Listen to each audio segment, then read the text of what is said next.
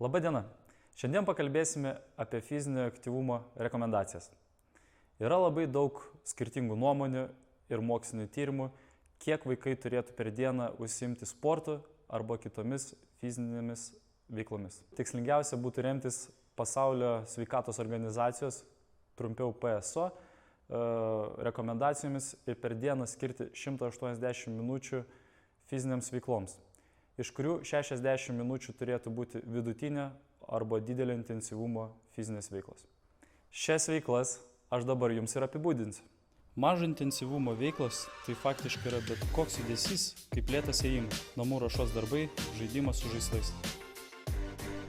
Vidutinis fizinis aktyvumas yra veiklos, kurioms reikia daugiau energijos, suaktyvėja širdies darbas ir kraujo apytaka, parausvėja veidas. Tai yra veiklos, kaip bėgimas, lipimas į kalną, žiemos sportas ir kitos.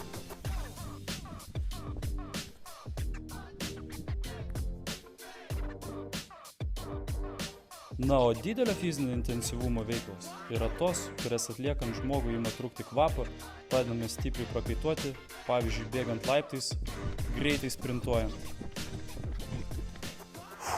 Aš jau kaip reikiant pasportavau, o jūs skatinkite savo vaikus būti fiziškai aktyviais.